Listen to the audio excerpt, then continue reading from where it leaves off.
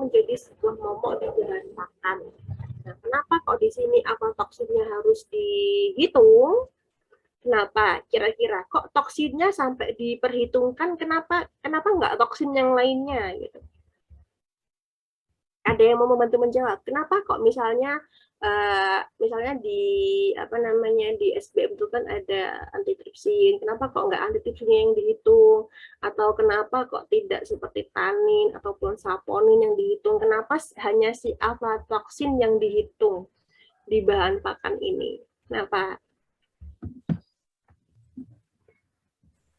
Izin menjawab, Bu. Izin menjawab, Bu. Ini siapa yang mau menjawab ini? Siapa yang mau menjawab? Tadi ada 3 suara. Silahkan yang mau menjawab. Dari yang Mas dulu. Gimana, Bu? Dari yang Mas dulu tadi siapa? Fikri ya? Apa suaranya siapa tadi? Ya, Fikri Ya, mau menjawab gimana? Kenapa aflatoksin harus dihitung? Kenapa aflatoksin ini harus dihitung, Bu, dalam ini? Karena sifat aflatoksin ini kan sebagai senyawa, ya, Bu. Jadi dalam pengolahan makanan ini, jika kita menghitung aflatoksin dalam pengolahan itu akan membantu kestabilan dalam pengolahan makanan agar lebih tahan selama pengolahan makanan tersebut. Oke, itu untuk makanan. Kalau kita kan bahasnya pakan ya, Fikri ya. Makanan dan pakan itu agak sedikit berbeda. Yang lainnya, tadi ada suara mbak-mbak yang ingin menambahkan. Silahkan. Izin menjawab, Bu. Ya. Karena aflatoksin ini termasuk golongan senyawa yang sifatnya ini karsinogenik, genotoksik, atau hepatotoksik. Itu terdapat pada manusia. Jadi kalau pada hewan itu bersifat nefotoksik, Bu, karena bisa menyebabkan fungsi gangguan pada metabolismenya, kemudian absorpsi lemaknya, penyerapan unsur mineralnya, dan bisa menyebabkan perdarahan, memar, atau kerusakan kromosomnya, Bu. Oke, jadi ini suaranya siapa? Anissa, Bu. Bisa. Oke, ada yang lainnya lagi atau sudah cukup?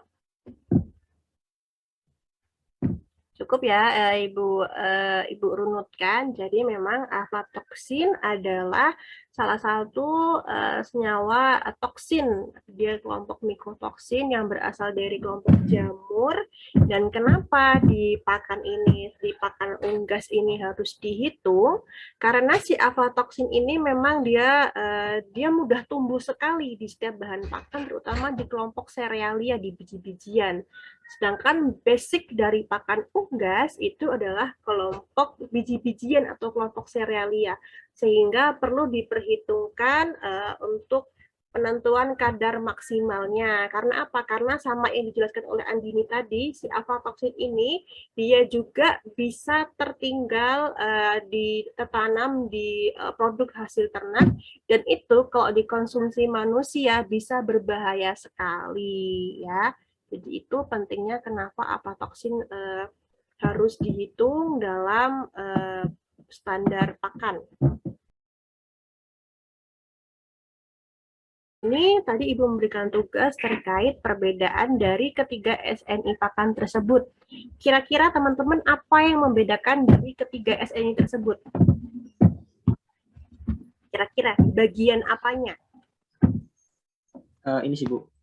Untuk masa starter, grower, dan finisher itu yang membedakan itu seperti di asam aminonya, ya. Seperti lisin, terus triptofan, methionine, quercetin, dan methioninnya juga. Itu di dalam kandungannya juga berbeda.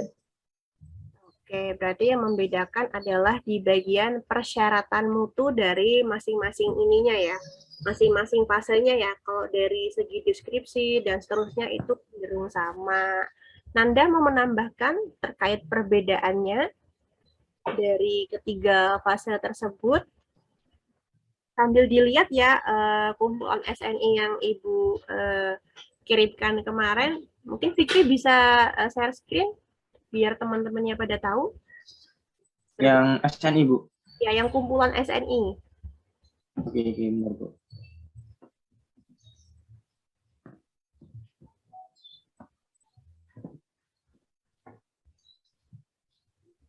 Bentar, Bu. Ya.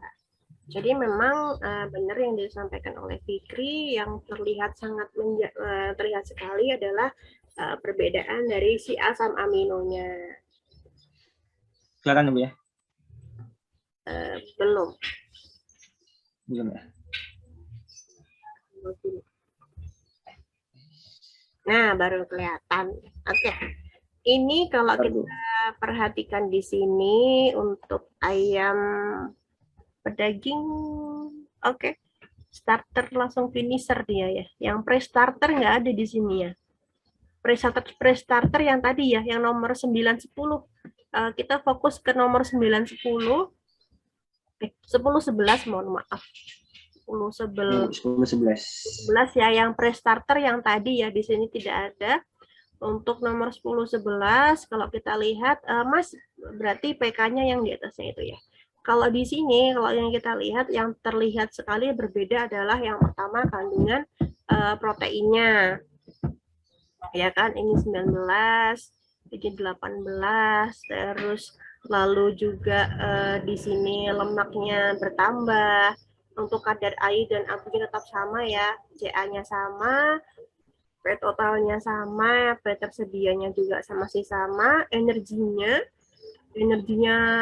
sama, lisinnya dia mulai turun, lalu metioninnya juga turun, dan methyl dan alkoholnya juga mulai turun. Jadi memang yang mulai menurun adalah si asam amino dan si proteinnya. Jadi semakin bertambahnya usia, memang asam amino dan proteinnya akan berkurang, tetapi dia energinya akan bertambah. Ini ada yang mau menambahkan lagi terkait perbedaannya ini? Perbedaan di... Izin menjawab, Bu. Ya, Perbedaannya itu tentang pemberian pakannya. Ya, dilanjutkan.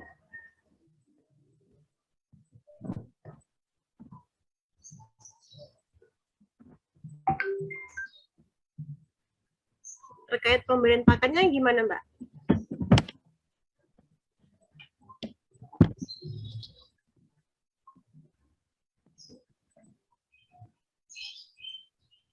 Pemberian pakannya bagaimana? Izin menambahkannya, Bu ya? Iya, gimana Mas? Mungkin pada saat pemberian pakan, contohnya pada saat pemberian pakan pada awal starter itu sekitar 8-21 hari yang tadi saya sebutkan. Kemudian untuk mungkin perbedaan lagi, pemberian pakan pada saat grower itu berapa hari, dan pada saat finisher juga itu berapa hari gitu perbedaannya. Mungkin bisa menambahkan jumlah harinya di sininya nggak ada ya di persyaratan di kumpulannya. Oke. Jadi Ibu catat di sini yang berbeda adalah dua hal. Yang pertama adalah umur dan yang kedua adalah persyaratan mutunya. Itu untuk garis umumnya ya. Oke.